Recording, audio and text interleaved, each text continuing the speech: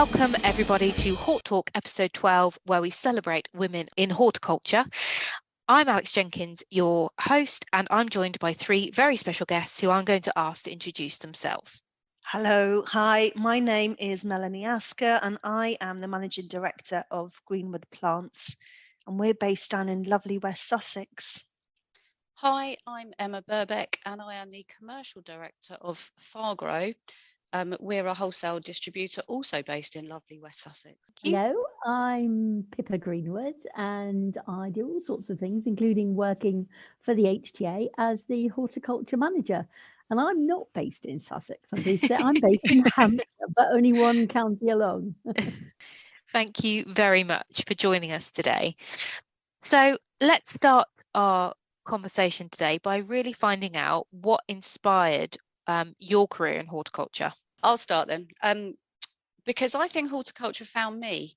It wasn't really a chosen career, but it seems to have popped into my career throughout my life, really, or my working life. So my first job when I was at school at weekends and holiday times I had two. One was picking tomatoes and the other one was making hanging baskets, which was delightful. And then I bimbled off for 20 years and worked in banks, which was less interesting and less colourful. And I ended up running a charity and we had a garden centre. So again, by default, back in horticulture. I then had a career working for myself and as a career coach, as a leadership coach, and predominantly my business was in the horticultural industry. It's a big industry here in Sussex. And then the opportunity here at Fargrow presented itself. So I would say that probably unbeknown to me, horticulture's always been there in the back of my mind as something that I should have done. So, and here I am still now loving it. So I've got no history in horticulture whatsoever.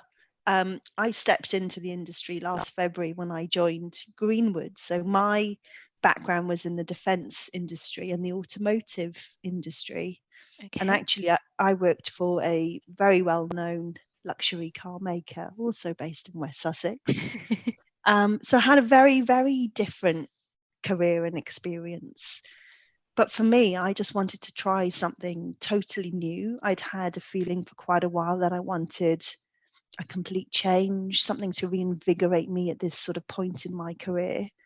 And when the opportunity with Greenwood came up, it just felt like a exciting, different and fresh opportunity that kind of ticked all of those boxes. So I'm an absolute newbie to the industry, but for me, it's been the best move I've ever made. And it's exciting and refreshing and a great place to be.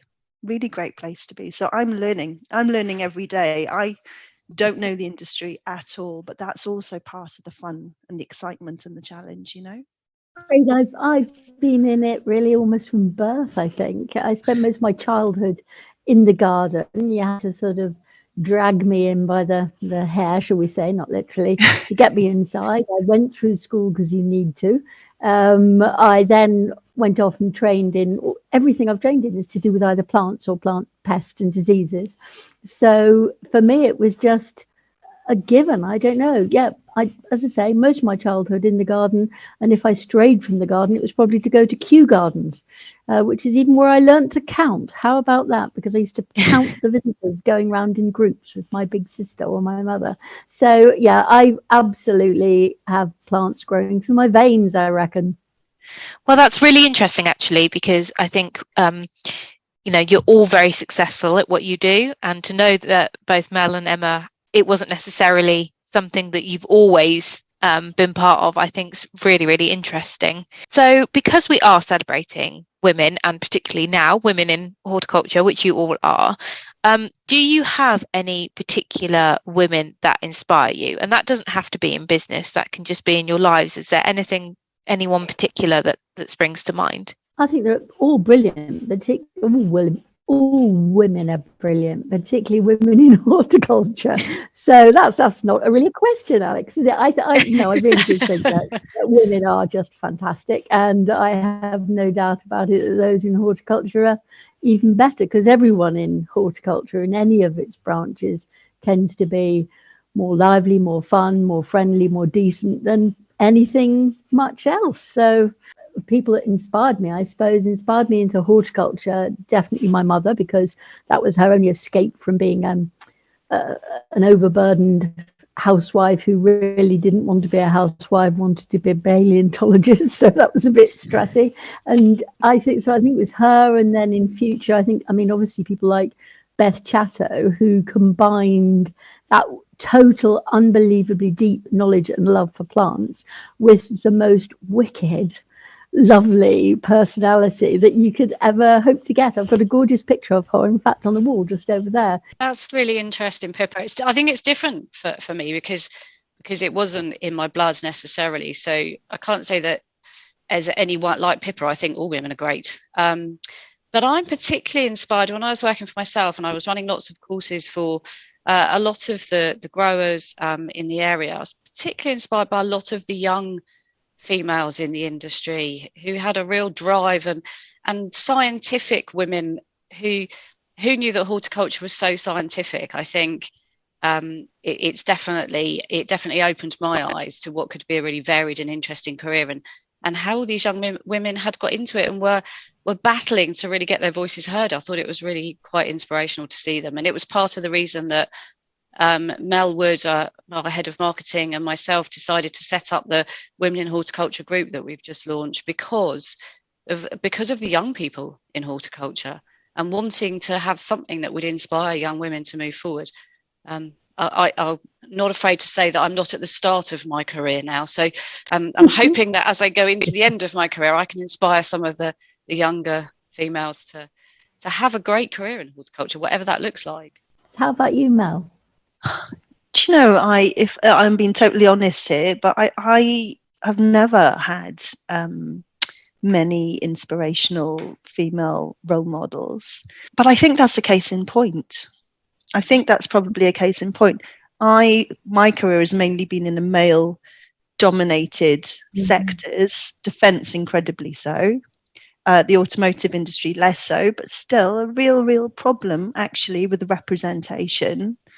One of the reasons I decided to leave it, although it's filled with brilliant people, is that it's still, quite frankly, exhausting as a woman, particularly when you get to the senior echelons of a company and what you're trying to do, because all of the champion behaviors and methods of success are not designed for people like us. So it's exhausting running into the headwind all of the time. And although I think horticulture still seems, the kind of female role models are emerging, actually it provides much more of an open space and a stage for diversity and for different characters. And it doesn't have the same restrictions or cookie cutter. This is what an amazing company leader looks like. This is what a managing director should dress like, should talk like. And that's one of the reasons I think actually I found great happiness so far in this sector. So not exactly answering the question that you've asked, but I think kind of an interesting insight into my thought process and where we're going with it, actually. I think it's a similar experience for me, Mel. I grew up in banking. You didn't get much more male-dominated past sort of cashier level than banking. I can remember going to conferences of 600 people and there'd be 4 women across the country of a big bank. And so it is exhausting. It is exhausting trying to keep getting your voice heard, and horticulture is different to that, or it feels different to that, for sure. Yeah. And I think it's getting better too, isn't it? Because I remember when I finally got my master's, which was all to do with crop protection and pests and diseases and so forth, and I'd worked really hard to get it, not only because it was a tough course, but because I'd had to totally self-finance it. So I was really pleased with myself, to put it mildly. And the course director said to me at the end, well, what are you going to do for a job? Are you going to be, and there's nothing wrong with being a lab technician, but are you going to be a lab technician or something? And I thought, oh my God, you need putting in your box and the lid nailing down as far as I'm concerned, because it was such an incredibly old-fashioned way of looking at it. And it came as a shock because I'd come from a family of girls, of women, with one father, admittedly, but the rest of us were all female. I'd never really come across any form of sexism or misogyny until I met that guy. And unfortunately, he could have had a big influence on what, I don't know what information I was given about jobs that were up and coming and so forth. But as it was, because I found him so intensely irritating, it sort of probably pushed me further.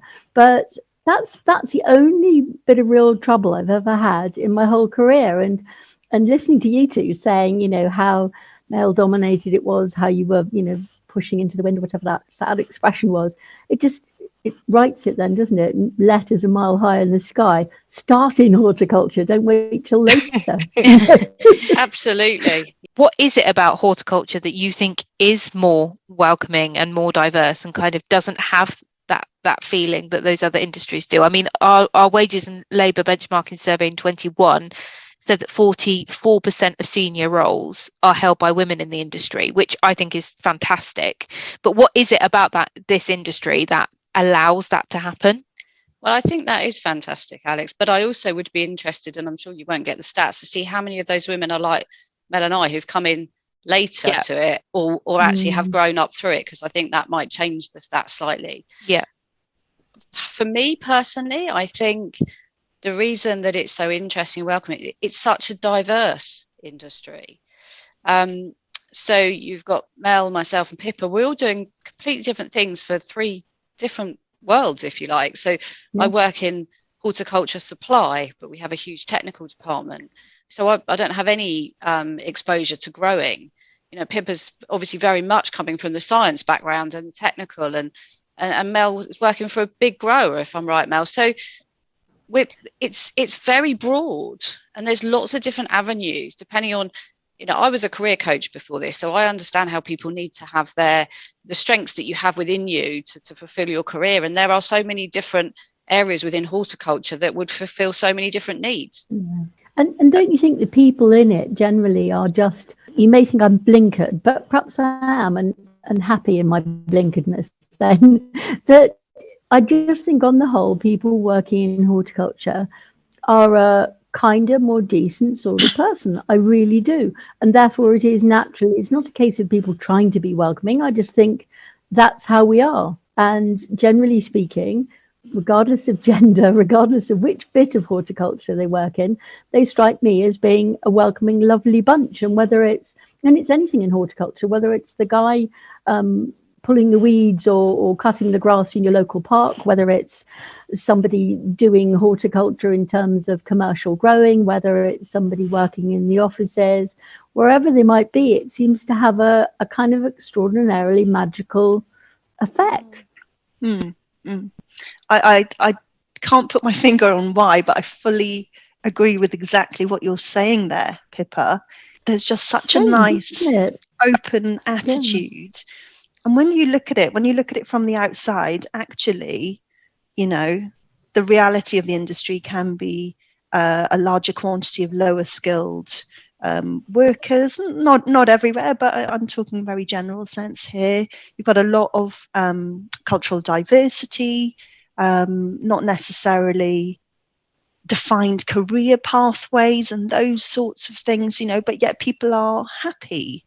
And they have high rates of loyalty with lots of the companies that they work for. One of the things that we're kind of doing here at Greenwood is actually really concentrating our brand philosophy as every plant matters. And that's something we've been working on really intensely over the last 12 months. And now we're extending that to a kind of every plant matters employee plan. And it's all about career development and training support and providing different routes for people, but just to really kind of harness that creativity and the happiness and the can-do attitude, but to make sure that people still have opportunity. And with that, as the company grows, we'll look more at career benefits and access to different forms of education, so the company wins and hopefully the individuals win. So I think we're making some really positive changes, and initially all of that is based on this kind of great attitude that's across the industry, and one that's welcomed, certainly me into it over the last 12 months. It's so nice to hear. But do you think maybe that attitude that people have within the industry might be to do with the fact that it has got less structure, that it allows you, it is a little bit more, maybe relaxed is a good word, in the way that it works, and that just gives a better job satisfaction. I think it's interesting, Alex, in that, and I don't know much about growing plants, and I'm sure Pippa will correct me if I get this wrong, but it's pretty weather dependent, and there's lots of things that can impact on that. So I think in order to work in that environment, you have to have a bit of a patient disposition. You know, because all sorts of things can come along and get in the way, and if you got stressed out every time something went wrong in a big large crop, I'd imagine that would be a pretty unpleasant place to be, Pippa. So I would imagine that a lot of people in the sort of directly in that situation, you have to be calm and quite happy and chilled out. Otherwise it would be quite tough, really. Yeah, I know what you mean, because it is terribly weather dependent. And if you look at what 2022 threw at people, it was horrendous if you were a commercial grower of certain crops, and particularly if they were outside, because there simply was rather a noticeable lack of water. So you're absolutely right. It is very weather dependent. It is dependent on a lot of things that you've got no control over. So maybe some of those lovely calm people are a little bit like the proverbial swan that looks serene on top and is frantically paddling underneath. Yeah. I also think that those unknown quantities and those things you can't control, to me, make it also a really tough place to work in some ways. But it's the attitude you take towards it, isn't it? And I think on the whole, that's those individuals that are just special. You have to be more flexible, more agile, more willing to change what you're doing in order to work with what you've got. Yeah, the sun will only shine when it's ready to, unfortunately. I mean, having said that, Alex, I do think there's something to be said for working with the best product in the world. You know, if someone's feeling a bit stressed, or they're feeling like they want some fresh air, you go out into the nursery and you look at the plants and they're growing, and the smell and the sensation of being around something beautiful and alive, and just you know, it gives so much back to people in different ways. We don't have many horticulturalists in our team. We've got just a couple, but we're all learning. Like, we have a Friday tuition lesson in our kind of Greenwood Choice trade sales area, where Kevin, our horticultural specialist, will get 4 or 5 different varieties and just talk about their history or their background or why we sell them or recent orders, and you know, praise that clients have sent in, and it gives us meaning. And it's a handful of plants a week, but for those of us who know absolutely nothing, it's a building block. And then after a few months, you know a little bit more, you know, but it's exciting. And I think there's an awful lot to be said for that beautiful natural product, and actually the power of good that it does. So, I mean, we've talked a little bit about different training and education and learning and growing within businesses, but what do you think we need to do as an industry to attract those, not just young people, but obviously the young women from the start? What knowledge do we need to share in order for them to see what both Mel and Emma have seen now and are obviously feeling? I think the industry is not great at self-marketing, particularly.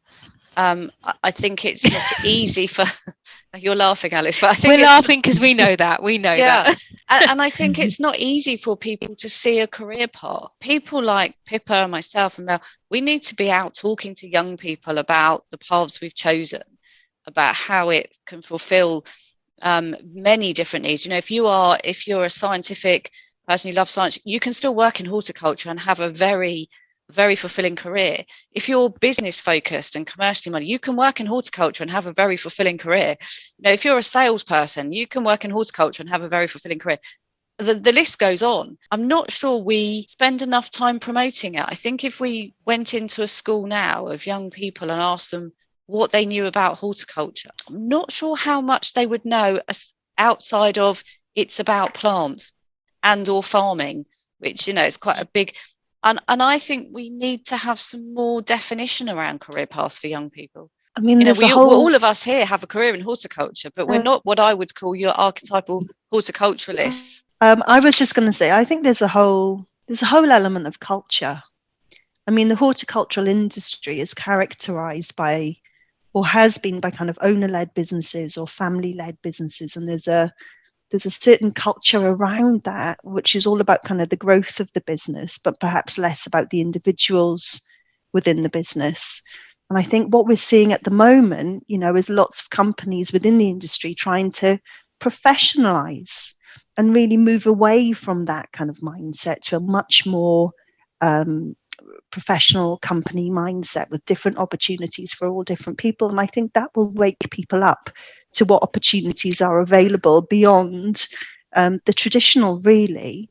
So I think the key will be to take the best bits of the professionalization, but not lose that heart and the great aspects of the culture that have made it so strong today. Or I certainly think that's what I've been seeing. And also, people want to be part of something successful. It's quite interesting, Mel.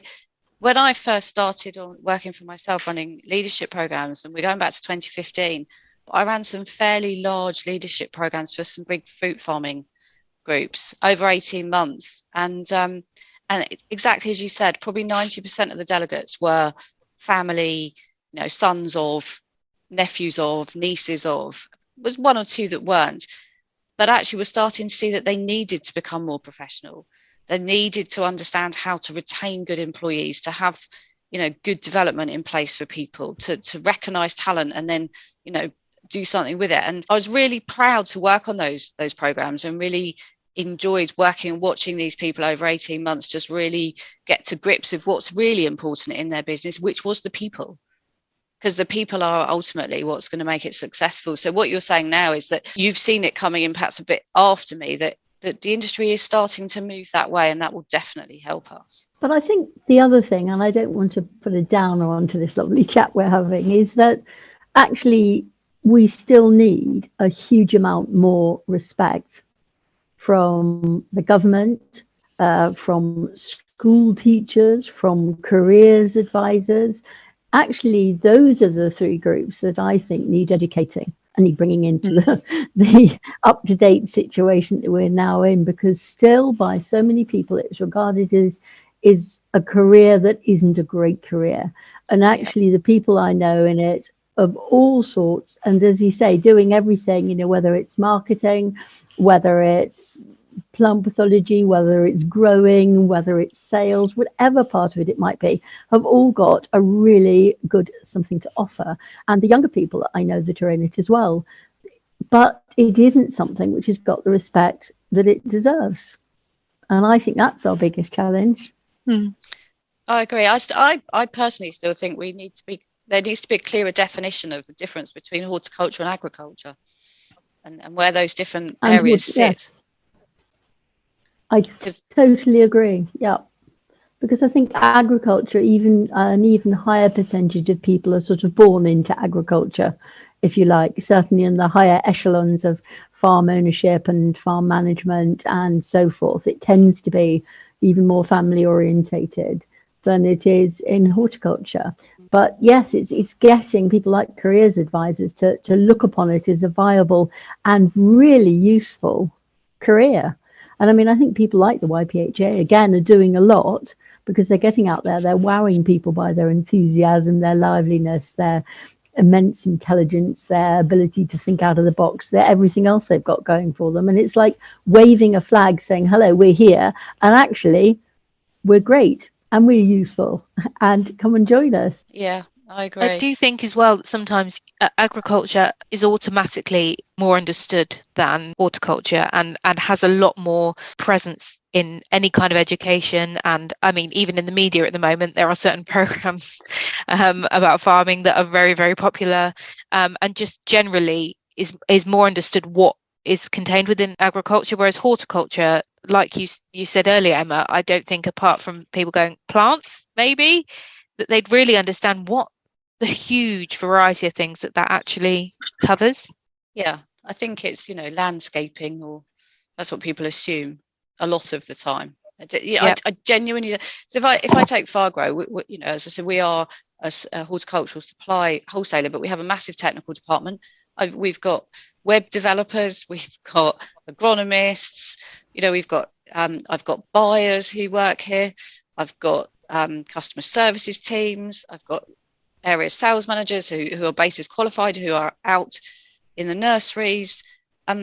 I've got drivers. I've got warehouse. There's a whole raft of careers just in this one business with 70 odd employees. That's quite incredible, really. I think it is down to all of us, I think, who have enjoyed and are enjoying our careers in horticulture, to talk about it. I mean, one of the loveliest things over lockdown, that the YPHA were asking for people to do talks on Zoom to provide entertainment and information, I guess. And I did one, but I wasn't allowed to talk about anything sort of technical or anything like that. It was what I'd done as my career. And I had not long since read something about the fact that apparently it's well documented that when a male looks at a job description, they might look at it, and I'm just making this up as I go along this bit, I can only do 50% of the things specified there, but I'll be all right, I'll apply for it, I'll get it. Whereas a woman apparently, sadly, looks at that same list of criteria and says, "Oh, there's one I can't do. I won't get the job," and maybe That's doesn't apply. Absolutely true. And that is so sad and so infuriating. And I read that, in fact, not long before I started working at the HTA, and it gave me a really wonderful. It really affected me, that comment, and it's got into my head that actually nothing is going to get in my way if I've got an idea, that's how it's going to be. And I don't mean you have to be bullish and flatten people. I don't mean that at all. But that in terms of career, nothing should get in your way. And anyway, I gave this talk and I talked about some of the things I'd done and things that had come my way, but how I'd sort of grabbed them, if you like, and make sure that they went the way I wanted them to. And a couple of months later, I got a lovely email forwarded to me from someone who said, she was working as a head gardener somewhere. She had some good but not totally relevant academic qualifications. She was obviously very capable mentally, physically, and everything else. And she said, I thought, I don't really want to be doing this anymore. She said, I want to do things to do with plant health. She said, you're really interested in pathogens and pests and so forth. She said, that's actually what I really would love. So, and anyway, she's done some sort of conversion and is becoming a plant health inspector. And she just said she wanted me to know that was why she had done it. And I went round high as a kite for about a week, because I really thought, you've done something really useful there by just making somebody feel that it was worth taking the risk and applying. And so we've all got to get out there and say, whether we're new into horticulture or not so new into horticulture, or never really got away from horticulture like me, I think we need to tell people. I agree, Pippa. I think, the other thing that I know about women is we will accept a job and we will just accept the terms put in front of us. Men will always go back and ask for a bit more. They'll always push the boundaries. I think women are much quieter in terms of, we're not very evangelical about selling ourselves, are we? Let's put it that way. Perhaps we're a bit more understated at times. And I think we need to talk about how fantastic it is, this industry. 44% of people in senior roles. That's a high percentage, as Alex mentioned earlier. It's a huge, that's really positive stuff. This is an industry where women are valued. And we need to talk more about how much we're enjoying it, how much we've come into. The trouble is, I don't know about Mel, and probably the same for you, Pippa, you get into work and you get on with your day and sometimes we forget about the wider issues that are there. So that's why we set up our Women in Horticulture group, and it's early days, but hopefully that will keep that momentum so that we can continue to promote the positivity that there is around this. And I think the great thing is I very rarely, other than the set 2 I had with my course supervisor when I was about 22, I've never really felt the need to bang on about being female or needing my rights observed or things needing to be equal, because, to be absolutely honest, I've not ever been made to feel that my gender was of any relevance by anybody that I cared a toss about. There have been the odd people who've made it quite clear that I must be something stuck on the bottom of their shoe because I was female. But to be absolutely honest, I don't care what they think, people like that. And the majority of people working in horticulture, I think it sounds really weird, but it's almost genderless to my mind. Yeah, I think that says that probably says more about you, Pippa, than the industry actually. And because I look like a bloke. no, just the way you deal with it. Because I said the same about banking. But if I look back at some of the things that happened to me in my banking career, or things that were said to me, it's pretty shocking. I mean, we wouldn't get away with it now, but it was the late 80s, so you could say what you liked, apparently. So it, maybe that did inspire me to come forward. But I think some people react to that in the way that we both have, which is, if I don't care about you, I don't really care what you say. I'm going to do what I'm going to do anyway, and nothing's going to get in my way. That doesn't mean it's not tiresome, and doesn't mean that other people don't always find it easy to do. I got comments when I first came to Fargrow, and this is only coming up for 2 years ago. There was quite a few comments of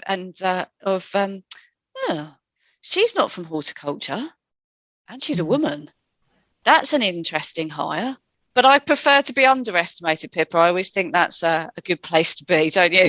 Yeah. When people underestimate you, and you can, So, but on the whole, the negativity has been pretty low, to be honest. And it is I am finding it a great industry to work in. Do you think, as an industry, horticulture is fundamentally less selfish, and which is why it is more inviting and more friendly? We generally have to, as an industry, have to work very closely, not only with our own businesses, but with the rest of the supply chain and the wider industry to make things happen. Do you think that has an impact on that ethos? Such an interesting point, I think. Really, really interesting point. As you were saying that, I was thinking about the obvious things like information on kind of disease management and then crop shortages and different weather conditions that affects everybody together. There is that sense of we're all in it together, I think. And even from like our niches to supply to the new build property sector, we do commercial and infrastructure as well. That's our primary, like we're really trying to work to make sure that the landscape contractors can do their job, and it's all about kind of all of these payment topics and things kind of one step away from the day to day. But it's that shared sense of, look, if we don't achieve it together, then we all fall over. And it's the same across the industry with many different topics, whether it's health or weather or labour shortages, whatever it may be. But we are all thrust in this situation together, some of us in a more advantageous position than others, but there's definitely that sense of sharing and help. And it's still, commercially competitive, but there's that underlying sense that I will help my fellow neighbour and that we all need to succeed together. That's a really interesting point, and I definitely think that's prevalent within the culture of the sector. I think there's quite a strong relationship basis in this industry.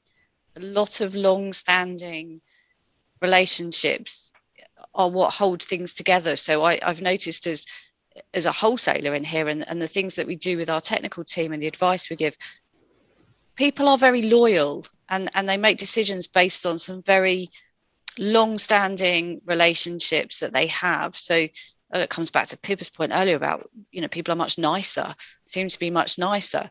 It's not to say they're not commercially astute, but they are very loyal. There's definitely that sense of, I have a good relationship with an individual and I will continue to work with them. And if they do something I don't like, I'm going to have the conversation before I just ditch them as my customer or my supplier or my agronomist or whatever it might be. It seems to be relationships are important in this industry. Do you think it's about balance? Do you think it's about that level of respect, making sure that the pay is seen on par to the level of training and work and things you have to put into other industries, but also about feeling like you are getting a career that one leads somewhere, like Mel was talking about, with a clear career path, and that you're going to really enjoy? And actually a lot of those things already exist. Some of those we could do better, but if we were actually packaging it as something that is well balanced, it would be more appealing. Yeah, I totally agree. So you need to go at it from several angles, because it shouldn't be a secret club. We're all really lucky we're working in horticulture, but I actually want more people to come into it and to be like me, and to 9 days out of 10 be really glad they've worked and did what they did that day, to enjoy going to work, to get a kick out of it, to love telling other people about how great it is, but also not to be worrying about whether or not they can pay the rent. You've got to get both bits sorted. So last question for you all then. We know that we need to attract more people. We need to attract young people. We need to create that package and get it out there. But what do we need to do to make this a really attractive industry from the start for particularly young women? Just because we're here celebrating women in horticulture, what can we do? What do we need to do differently? Big question, Alex. Well, we don't have to come up with the whole answer. Just there's bits of it. Yeah. I really do think we need to promote it more, because I think it's a hidden, cheesy expression, but a hidden gem.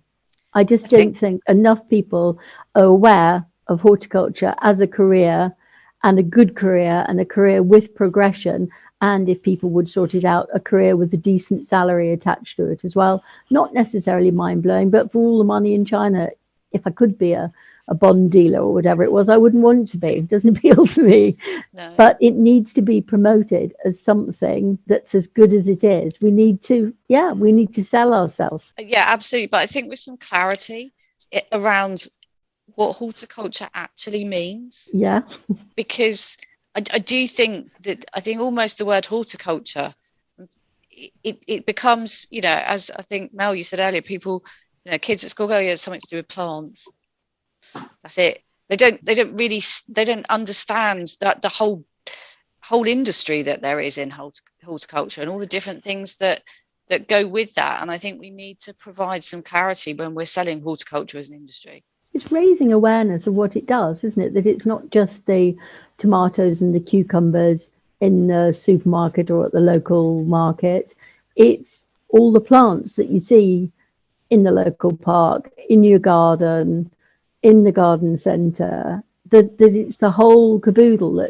And I think sometimes, people don't really think about it, because I think unless you're involved with anything, you often don't think about how it got there. I remember when I was a student once having a very exciting job putting ballpoint pens that I'd tested to check that the clicker worked on the top and the ink came out of them into boxes. And it had never occurred to me in life that somebody had to put the pen in the box. Because why would you ever think about that when you buy a pen? And it's the same with horticulture. You've got to think that people need to know that so much of what they've got around them starts off with horticulture. I couldn't agree more. Making the link, Pippa, with horticulture and fresh produce and the food we eat and where it comes from and that whole process. And it comes back to your point of the industry doesn't have the respect it deserves. So I think we do have to be more positive about horticulture and the benefits of horticulture for our whole economy. I mean, I think we need to start. It's going to start with changing a mindset, and I know that sounds suitably vague, but I think when I joined the company, people were surprised to have someone from outside the industry join, and if they think you've got a really strong background, they're kind of quite delighted by it, and you get the whole, does this means we can change, and this means that we're dynamic, and they start feeling a bit of success and a bit of a change of pace or professionalism, and everyone gets on board, and if we've got lots of stories across the industry of different companies kind of speeding up with their success and becoming success stories, I think it changes the mindset from within, and people hold their heads that bit higher and they want to be part of it, and then it gives us more and more to promote outside of the industry. So it's not an overnight thing, but I think it really starts with changing that mindset of why we're in the industry, and we can still be the best. We're absolutely we have to the change best. Our own narrative, don't we? And I think is what you're saying. We've got to change what we talk about.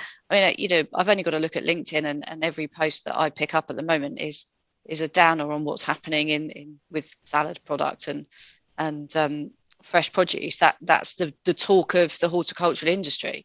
There's a lot of other good, positive stuff happening, and maybe we're not balancing it enough. Fortunately, we do have a really, really good marketing team here, and they are really dynamic with their social media. And lots of people say, wow, we don't see other people talking the way that you do, or having as many have as much content, but we treat it like a machine, whether we're working in this industry or another industry. And it's that, I said it earlier, it's that professionalization where actually we can be absolute experts at what we're doing. We can be horticultural experts. We can be the best marketeers, across all different industries, and the best client experience deliverers, or whatever it may be. And just continuing to build confidence and trust in that and promoting it. It definitely needs a lot of external promotion. I think people believe it within the industry, but actually outside they know very little about it, and we've got a huge job to do there. But the great thing is, I agree, we've got a massive job, and there's a lot that I'd love to shake up and try to sort out. But I really don't think that it's a particular issue for women. I think it's one of the few careers where your gender is really pretty well irrelevant. I really do. Yeah. So although we're talking about how lovely it is having women in horticulture, and I totally agree with that. The great thing about horticulture, I just don't think gender is an issue most of the time. But that's why it is so attractive, perhaps. Perhaps it is. That's a secret ingredient, isn't it? Yeah. Yeah. And on that very positive note, I'm going to say thank you to my 3 very special guests. That was a very inspiring podcast, and it was very wonderful to talk to you all. Everyone at home, you've been listening to episode 12 of Hort Talk, an HTA podcast where we've been celebrating women in horticulture. Stay safe, everyone. Take care.